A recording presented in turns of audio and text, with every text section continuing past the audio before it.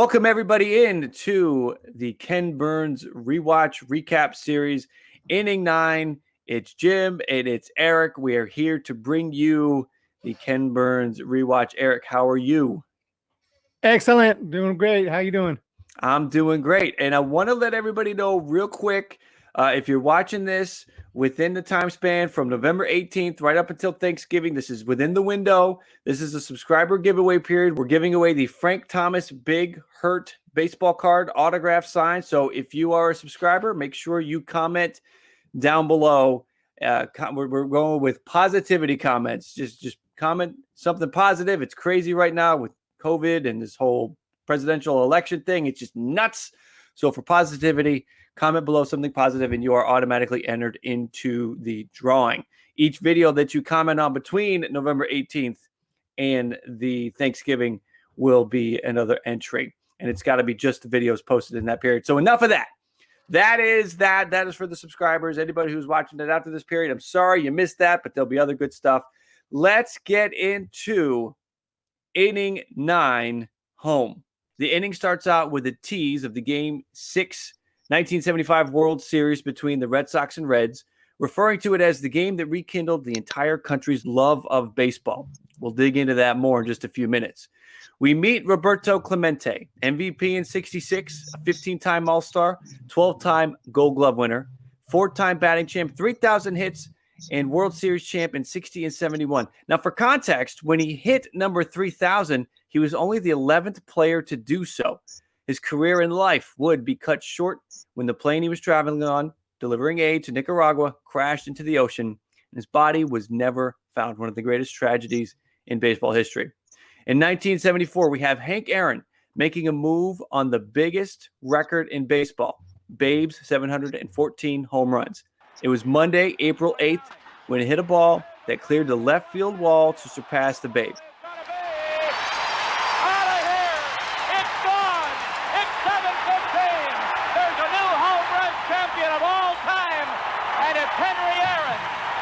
Leading up to it, Aaron was receiving letters to not play, to not break the record, from angry white fans that couldn't stand the thought of a black man taking that record. Aaron continued to go out there despite it all and became the all-time home run king. We meet two great teams of the 70s, the Oakland A's, led by Reggie Jackson, Vida Blue, Raleigh Fingers, and Catfish Hunter, who win 3 straight titles from 72, 73, and 74. And the 70s also give us the Big Red Machine, led by Johnny Bench. Perez, Morgan, Rose, Concepcion, Griffey, Foster, all names you've heard of. But I bet you can't name any of the pitchers. Gary Nolan, Pat Zachary, Fred Norman, Jack Billingham, Don Gullett, Raleigh Eastwick. Come on now. It was all about that lineup. Now, the Reds had to get past the Red Sox in 75. So let's get back to the lead. This is the game that rekindled the country's love of baseball, remember. Carlton Fisk, in the bottom of the 12th, hit one of the most iconic home runs in baseball history. You've all seen it. A high fly ball to the left toward the monster, and Fisk waving it fair. Now, the Red Sox would go on to lose that World Series to the Reds in Game 7. Just more evidence of a curse. More on that in a moment. There were several landmark off-the-field moments in the 70s as well. Curt Flood took on the reserve clause, saying it was unconstitutional, that it violated the 13th Amendment, that of slavery and indentured servitude. Flood lost 5-3 in the Supreme Court. His career was cut short. In 73, Marvin Miller was able to get arbitration installed. And in 75, the players made their move to abolish the reserve clause. Dave McNally and Andy Messersmith played a year without contracts, then declared themselves free agents. It ultimately went to an arbitration hearing, and Peter Seitz ruled for the players. MLB appealed, but the ruling was upheld, and the reserve clause, which we've been talking about for inning upon inning upon inning, was dead. We then meet George Steinbrenner, the most polarizing owner of all time. If you were a Yankee fan, you loved him. If you were a fan of any other team, you despised him. He was the first owner to embrace free agency, bringing in Reggie Jackson, Catfish Hunter, Bobby Bonds, Mickey Rivers, and others. In the 80s, players were on the move. Fisk went from Boston to Chicago. Pete Rose went from the Reds to the Phillies. Nolan Ryan from the Angels to the Astros. And there were others. Continuity in baseball, as Doris Kearns Goodwin put it, was gone. Then we have 1986. The curse of the Bambino on full display for all to see. Red Sox up 5-3 with nobody on, one outstanding between them and the long-awaited World Series championship. Gary Carter. Line into left field, base hit for Carter. Kevin Mitchell. Curveball, and that's going to be hit to center, base hit. Ray Knight. And that's going to be hit into center field, base hit. Here comes Carter to score, and the tying run is at third in Kevin Mitchell. Bob Stanley comes in to pitch and uncorks a wild pitch. And it's going to go to the backstop. Here comes Mitchell to score the tying run. Then Mookie Wilson chops a grounder to Buckner. Behind the bag, it gets through Buckner. Here comes Knight, and the Mets win it. In Game 7, the Sox had a 3-0 lead heading into the 6th, but over the next 3 innings would allow 8 runs and only counter with 2. The curse of the Bambino struck again. There is a lot to unpack from this one. 70s and 80s, we've got 2 decades. Every episode up to this, it was just one 10-year period. Lot to unpack there. Erik, give me your initial thoughts on inning 9. What kind of stood out the most to you? There's just so much, like you said. I mean, we're covering 2 decades. Obviously, the Hank Aaron, what an unbelievable record to break Babe Ruth's record and hit number 755, 50. What am I saying? 715 to pass Babe. Yep. He ended up with 755, so that number came to my yep. mind. But yeah, Yep, 715. So there's that, and then of course in the 80s and that New York Mets, that 1986, I think to this day is the greatest playoff overall run in baseball. You know, not just the Mets, there was the Angels, there was the Dave Henderson home, just so many unbelievable moments in that 1986 playoff run. So that was just amazing. And of course that Mets comeback game that we'll talk about. But those are the 2 biggest moments for me, but there's so many others too. Yeah, there really is. I mean, on the field, a lot happened here. And then off the field, it changed baseball when the reserve clause was finally struck down and ruled unconstitutional. And that's why we have player movement now. That's why, the owners, I mean, it really wasn't that long ago in the history of baseball. It was just 1975.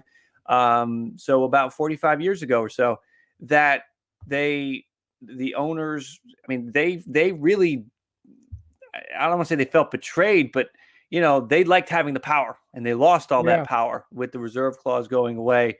And, really the owners and players have kind of been button heads ever since then. I mean, and you could say they were button heads long before that, but the reserve clause going away really changed baseball. It talked about, players moving teams. We're seeing that right now.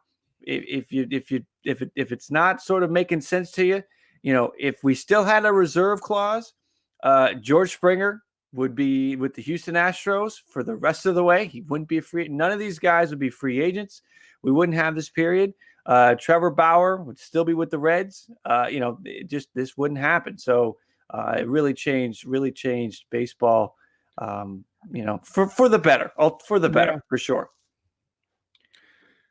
Yeah, the reserve clause, absolutely. It's crazy that it used to be stuck on whatever team you're on. You're just pretty much stuck on there unless they trade you or something. You don't have a say in it. Even now, you still don't really have a say in who you get drafted by. But at least after your initial 4 or 5 years, you get to go wherever you want, like any other person. I work where I want to work. You work where you want to work. We don't have to. We're not beholden to one destination. So yeah, it's definitely a good thing. Yeah, and that's a good point. The players, as a sort of a compromise to the whole situation, gave the first 6 years. They gave the teams control. So the way it is for the first 6 years is essentially the way it is. That's reserve clause-esque, where the owners, the teams have control of the players, and then they can become free agents. So that was established back then in 1975. And it's still out there. Now there's arbitration, and that shoots the salaries up because prior to that, teams could try to renegotiate multi-year deals with the players. And if they couldn't agree on salary, the teams could just renew the deal. Isn't that amazing? They could just renew the deal. Okay, we can't agree. Well, then we'll just renew your deal, and you'll get you'll get no raise. You'll get nothing. You'll make the same you did last year. The power that the teams had was just crazy. One, sort of off the field / on the field moment here. It didn't come up in the recap, but we had Pete Rose was a big part of this one. Pete Rose becomes the all-time hit king in this inning. And we also have the off the field stuff, the gambling on his team, being banned for life by Commissioner Giamatti. Giamatti then died 10 days later. Pete stating he only signed, the agreement, looking at he could be reinstated a year later. But Giamatti wasn't there anymore. Giamatti had died. Pete Rose gambling, banned for life. Really a disappointing moment in baseball history because he's all-time hit king. The feeling of Pete Rose on the field really was that of legends, and that was completely tarnished with this. Yeah, it's just amazing in baseball. We have the all-time hit kings not in the Hall of Fame, the all-time home run kings not in the Hall of Fame, one of the greatest pitchers of all time, Roger Clemens, not in the Hall of Fame. That's a lot of stuff. That's just it's just a shame. But at least with Rose, there's really no question about his hits. He is the all-time hit king. There's no steroid connection or anything like that. Right. And he definitely, I think, deserves to be in the Hall of Fame. Maybe he doesn't deserve to be in baseball anymore because obviously that's on every clubhouse. You can't gamble. So I don't think he needs to be a manager or a coach, or he doesn't need to be in uniform. But I do think I think he should be. He's a Hall of Famer. He's the hit king. Yeah, it's interesting that obviously as a manager, he was player manager, and the rumors of gambling started to creep up towards the end there. So let's say you want to strike the period of when his gambling becomes known, right? You want to strike from that period on out. So anything he did as manager, maybe his last season as a hitter or season or two as a hitter, but he still is a Hall of Famer before all of that happens. If you want to kick him out of baseball so he doesn't work in baseball again, obviously that's fine. But there is a case to be made that, listen, from what he did on the field up until the allegations of the gambling, he was a Hall of Famer. What he did on the field was Hall of Fame worthy. I mean, people make that argument for Bonds and for Clemens that their careers up to the point when the steroids became rampant, they were Hall of Famers up to that point, and that's why they should get in. But do we really know when they started taking steroids? We can guess, but we know that Pete Rose, in the 70s wasn't necessarily gambling on baseball. At least that hasn't come out to my knowledge. So yeah, Pete Rose was a big moment here with the taking the hit mantle from Ty Cobb, and then the whole gambling situation pops up. Let me ask you, I did want to get to one of these things here. Talking about you mentioned it, the 85 playoffs. The Mets, the Red Sox, the curse. I did want to touch on that for a minute. This part of this, maybe the whole point of this was to have a historical accounting of the curse of the Bambino, because any young baseball fans now, I don't know if they would even think of the curse of the Bambino, because that was such a prevalent thing for such a long time. You got Buckner's error in this one, the ball getting through his leg. What's worse? Because we've had some really big mistakes in World Series history. We've got the Merkle boner, which was the base running mistake. He doesn't touch second base. They end up the Cubs make notice it, and they end up getting him out. Snodgrass dropping the ball, or is it Buckner? Is it Buckner? What is the worst, in your opinion, the worst sort of baseball World Series gaffe of those three? Which one takes the cake for you? Yeah, I mean, it's tough. I think obviously Buckner feels like the biggest one because it's recent, Yeah. But if I was a manager, the one that I'd be more pissed off at would probably be the mental mistake, because it was an error. It was an error. Errors happen. Everyone makes errors. Everyone has had a ball go through their legs. Every first baseman in the history of baseball has had a ball go through their legs, and it was a terrible moment for it. But it was an error. But I think Merkle's was actually, if I'm not mistaken, that was more of a mental mistake and just the boneheaded play. That's why it's a Merkle boner. So the other one's a drop fly ball, and that guy was a great fielder. He made a great catch shortly afterwards. So I'd probably go with Merkle. Yeah. I mean, that was sort of I think it was a situation we talked about it in one of the earlier ones, like the fans were rushing the field and it was getting chaotic and everything, and he didn't touch the base, and the infielders, Tinkers and Chance and those guys, they recognized it and they end up finding the ball. There's a big chaotic scramble for the ball, and they get it and they touch the base and he's out. It was pretty remarkable. Along the lines of the curse of the Bambino, because that was just an incredible stretch there for the Red Sox, the inability to get over the hump and just so many bad things happening. But there are some really, the Cubs got the World Series a handful of years back. So those are the two longest droughts. Right now, we've got a few that are creeping up there. Let me ask you, I'm going to run a couple by you. What title droughts do you think last the longest based on the current team direction? And then I'll flip that around. Which one do you think maybe ends sooner rather than later? So you've got the Indians. Indians are at 72 years. It's been since 1948. That's bad. Now the Rangers have never. The Mariners, the Padres, the Brewers, they have never. And that's about 50 years for each of them. Padres are 50, Brewers are 50, Mariners are 44, Rangers 60. So roughly, 40 to 60 years between those teams. They've never won it. The Pirates are at 41 years. It almost feels like if you won one and then you haven't, it hurts more than if you've never won one. I don't know why. But the Pirates, 41 years. 1979 was their last World Series. The Orioles, it's been 37 years, 1983. Tigers, 36 years, 1984. Mets, 34 years, 1986. That 86 World Series, which they beat the Red Sox, is the Mets' last World Series. Yeah. And then the Reds, it's been 30 years since 1990.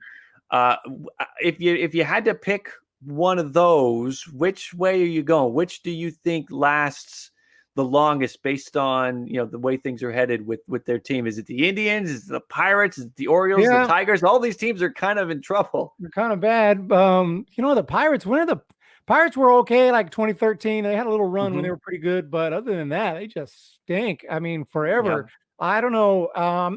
Pirates fans would know more than I do, about who they're drafting and what their ownership, if they're really trying to win. But every time I turn around, the Pirates I don't even talk about them. I don't even make videos about the Pirates. What's going on? I don't feel like they're going to win anytime soon.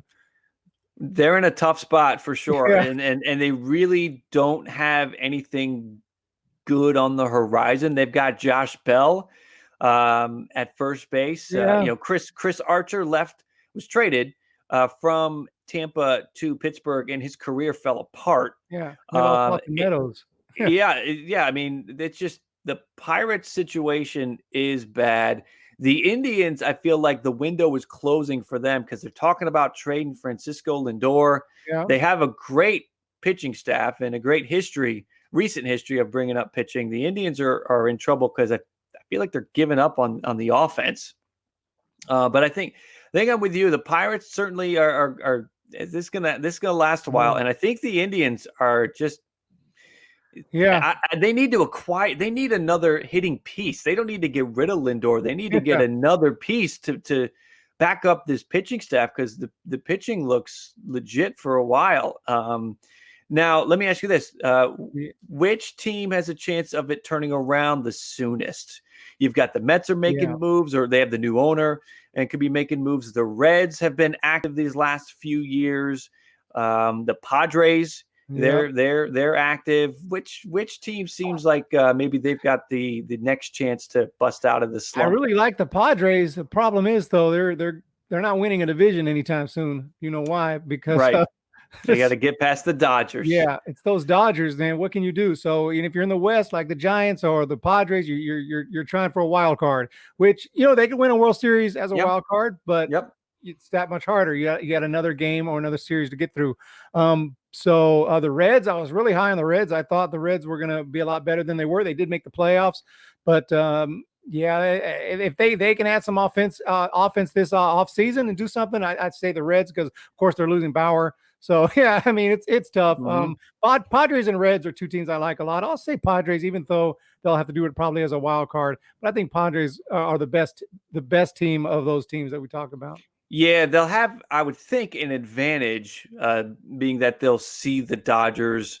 If the Dodgers are going to be, the taste of the National League for the next few years, the Padres are going to see them a lot, and they can maybe try to find a way to eclipse the Dodgers, or match up with them in a way that they can get over the hump. Let's talk about some historic teams from the 70s and 80s. In the 70s, we had the A's, 3 World Series titles. We had the Reds, 4 trips and 2 titles. The Orioles, 3 trips and a title. And the Yankees, 3 trips and 2 titles in the 70s. And in the 80s, it kind of starts to spread out. You have a lot of different teams. The Cardinals actually make it 3 times to the World Series, and they win it in 82. The Dodgers go 2 for 2. They win it in 81 and 88. And the A's, they get 2 trips, and they win the 1989 the 89 championship. 88 for the Dodgers, that was the Gibson home run. That was another big moment. That was mentioned in this one. Some really big home runs in this one, with Gibson's homer and Aaron's homer and Fisk's homer, and a lot of big home runs in this one. Can't even think of them all, but so many great moments there. You're talking about a team. The team, I think, you got to give the A's props, because they had championship teams in the 70s, 3 straight, and in the 80s. They could have been even better with Canseco, McGuire, Ricky Henderson in those late 80s. I'm surprised they just won that one against the Giants in 89. But I thought they were gonna be a dynasty at that time. But you got to give the A's credit. I think as the team of the 70s and 80s, they were good in both 70s and 80s. Yep, you have 5 World Series trips and 4 titles over the 70s and 80s for the Oakland A's. And really, I think what happened was, by the late 70s and 80s, you started to see the impact of free agency. The A's traded Reggie Jackson away because he was a year away from becoming a free agent under the new rules. And then Jackson goes to the Orioles for 1 year. And then he goes to the Yankees. If there's no free agency, Reggie Jackson's an Oakland A for life. Like, it's a totally different track there. And Catfish Hunter is an Oakland A for life. The A's probably set up to win a lot for a long time. And so free agency definitely plays a role with the A's, not winning more. And then the number of teams that start making it and winning the World Series in the 80s. I wanted to mention, we haven't done this for the other ones, but I wanted to mention this time some big debuts in this one. The 70s saw George Brett, Dave Winfield, Mike Schmidt, Dennis Eckersley, Bruce Sutter, Ozzie Smith, Andre Dawson, Paul Molitor, among others. They all made their debuts in the 70s. The 80s, we saw Griffey, Puckett, Sandberg, Boggs, Ripken, Alomar, McGuire, Bonds, Doc Gooden, Darryl Strawberry, Randy Johnson. Just some of these guys that really, and we've seen a push with the Hall of Fame because of these. I was looking through the Hall of Fame inductions in the 80s, and it was kind of dry, and it really picked up in the 90s. And it's because of there was just a great infusion of talent in the 70s and particularly in the 80s. Let me ask you this. Great. Growing up, kid of the 80s, kid of the 90s, who was your favorite baseball player growing up? Well, it wasn't a Hall of Famer. It was like Kevin Mitchell from me. That's all right. Yeah. Kevin Mitchell was a beast. Yeah, he was a beast. I like it. Yeah, because became 88, 89. He was with the Giants at that time. He was our guy. He was our power hitter. So Mm-hmm. he was automatically my favorite player. He had 47 home runs in 1989. And so Nice. that was my guy. Now once Barry Bonds came over in 93, it was Bonds, but Oh, sure. yeah, but when I was a young child, it was definitely Mitchell. But yeah, it was a lot of. I remember a lot of kids were playing baseball in the 70s and 80s. That's why that's part of why in the 60s. Now remember they were born in the 50s and 60s. Everybody was playing baseball, so that's where all this talent grew up. 70s and 80s, boom, they're just crazy. And now just good talent now too. But yeah, that was just insane. Yeah, the one item a did you know to throw out there. Ken Griffey Jr. lost out in the Rookie of the Year voting, and nobody would get this. Greg Olson, closer for the Orioles, took the Rookie of the Year with his 27 saves, beat out Griffey, and also Griffey actually finished third behind Olson and Tom Flash Gordon. Jeez. And Griffey had a good year. I think he had like 19 home runs. Griffey had a fine season, a fine rookie season, but they went with Greg Olson, which is kind of a surprise, especially Griffey was a legacy at that point because his dad had been a big part of the Big Red Machine. Yeah, I didn't know that. I haven't had to wait which Greg Olson, because I believe there was a catcher named Greg Olson too. Like, I didn't even know which Greg Olson it was. So the Braves when they were going to the World Series had a Greg Olson behind the plate. Yeah. And the Orioles had Greg Olson closing out games there in the late 80s and early 90s. Let's get to the time machine moments. So anybody, again, just checking this out now, if this is your first one, number one, make sure you get back and watch the other ones. All of the even innings are on Erik's channel. All of the odd innings are on my channel. And the time machine moment is, what moment would Erik go back to? What moment would I go back to if we could pick one to go and relive in person? And some of the nominees I had, you had the Fisk homer. You wanted to be there for Buckner's blunder, the Hank Aaron homers, maybe the big one here. Is there a time machine moment for you from this one? Yeah, I was alive, but I wasn't quite into baseball yet in 1986. That like I said, that entire playoff run with the Angels and with the Red Sox and the Mets and all these teams getting into it. It was just an amazing time right there. I wish I was, I actually started watching baseball the next year in about 1987. So I wish I was into it then and would have been able to see all that and understand what was going on, because that was absolutely amazing. Yeah, Buckner's error, that comeback. If I was a Mets fan, can you imagine? You watch, it's pretty much over. It's pretty much over. You're like, well, it's not going to happen, guys. Not this year. Base hit, base hit.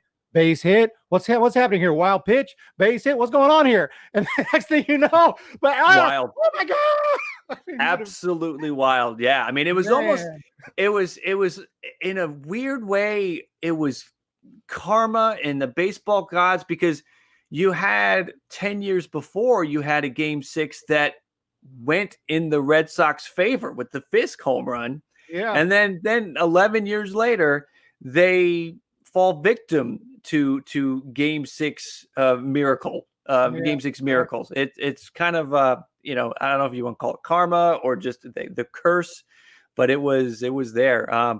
For me, it would probably be Aaron's home run. Yeah. Just to see the passing of Babe Ruth, because he was such a baseball god. He still is, up there. He's immortal.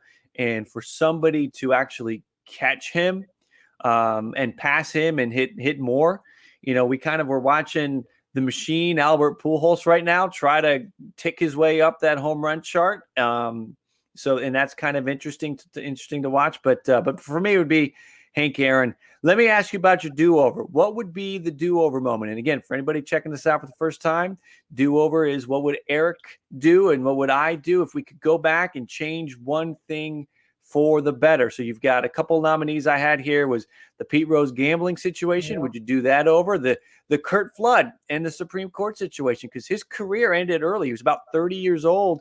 And if he played 10 more years, Curt Flood might have been a Hall of Famer. Go back and look at his numbers. He was tracking to putting up some good numbers for his career if he kept going. Those are just a couple that I had as potential nominees. What might be your do-over from this one? Yeah, I mean, the Pete Rose thing came to mind right away when you said Yeah. that. And I'm thinking, Pete Rose could have had several do-overs. He could have had a do-over in how he handled it because Right. he Right. had opportunities to come out, apologize right away, and I think he would have been forgiven and possibly been reinstated by now. But he just made almost every right decision while he was playing, and then every wrong decision after Yep. retirement. So I wish I could have him do a do-over. Don't gamble on the game. Gamble on football. Go play the slot machine. Do not gamble on baseball. Right. And you be in the Hall of Fame today. So that's my do-over. Oh, yeah, we agree on that. It would be the Pete Rose gambling. I mean, he was one of the best hitters, one of the best hitters in baseball, and we don't think of him.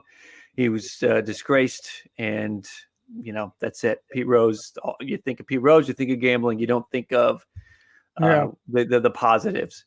Let's look at socially speaking, and that is basically taking a look at players from that era. If you had Twitter and Facebook and Instagram and all of that, who might be the best follow? A couple nominees I had to throw out to you. I had Reggie Jackson, had Curt Flood. It might be interesting for Curt Flood, being on social media, talking about what he's going through. George Steinbrenner. I could see George Steinbrenner being very outlandish, the polarizing figure that he was. Reggie Jackson, he was quoted, "I didn't come to New York to be a star. I brought my star with me." Nice. So Reggie Jackson would have been a good one.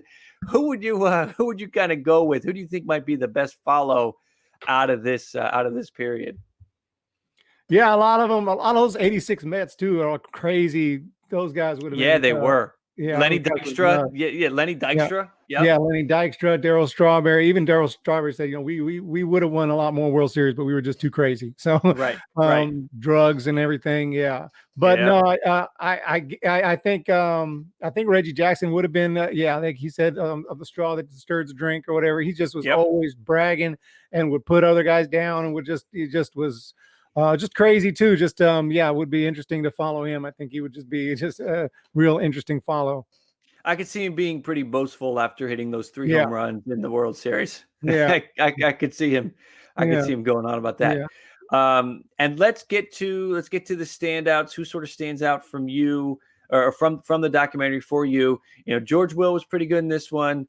Doris Kearns Goodwin was good. Bob Costas was really good, talking about being in that Red Sox clubhouse in that game 6, having to get out of there. And he also was telling the story about Kirk Gibson. Costas is it for me. Costas is it for me because of the stories, the firsthand accounting he had from the Red Sox and Mets and from the Dodgers, because he was working the World Series. He was interviewing Gibson after that game. He was getting out of that clubhouse and did a great job of painting the picture so that you almost feel like you're there with the great detail that he goes into describing, Kirk Gibson being there, back underneath the clubhouse or underneath the field, taking swings into a net, grunting.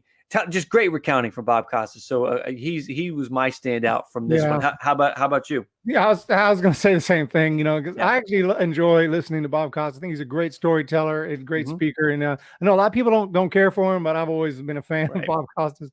I like his book. He did write a baseball book, and it's on audio, and I've listened to it. So I don't know. I just enjoy listening to him speak. He's very well spoken, and like I said, just a great storyteller, and he knows the game, and he's been around the game a lot. And in this episode, they featured him quite a bit. He's been featured almost, back from inning 1 all the way. So yeah, there's a reason that they do that, because he knows, he's a good speaker. So yeah, I love listening to Bob Costas storytelling. That 86, the Red Sox, champagne, everything was ready, and had to get the heck out of there. So yeah. Yep. Yeah, Costas was great with those stories. Anything else from this that sort of stands out? That sort of stands out to you?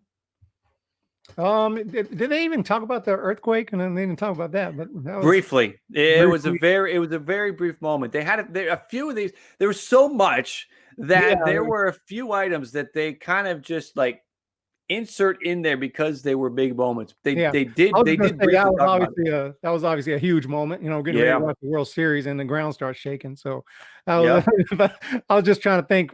80s, 80. That was 89, and I didn't even hear them talk about it. It must have been so quick, but it was very quick. I think maybe they spent about 60 seconds on it. okay. You know, and this is the longest inning of all 9. This was about 2.5 hours. Most of them coming in about 2, covering 2 decades. That'll do it. So yeah, they did touch on it, but it was pretty brief. Yeah, that's about it then. Yeah. Listen, everybody, thanks for checking out Inning 9. We will be back. Ken Burns, many years later after this, I think it was about 20 years after, did a top and bottom of the 10th. Don't worry, you won't have to wait 20 years to hear me and Erik talk about that. You will have to wait a couple weeks. We've got Thanksgiving coming up. It's getting kind of hectic, so probably a few weeks we will be back. We'll have the top of the 10th over on Erik's channel. The bottom of the 10th will be back here on Ball Cap Sports. Erik, as always, man, thank you for coming on and joining and reliving some baseball history here. No problem. I enjoyed it. I love talking about this stuff, and it's great times, great decades, and I love it. All right, everybody, if you haven't already, make sure you check out Hum Baby Baseball. Head over there. Great content over there. Subscribe. If you haven't already here, make sure you subscribe as well. Like the video. Always appreciate that support. And we will be back soon with more baseball content for you guys. Talk soon. See ya.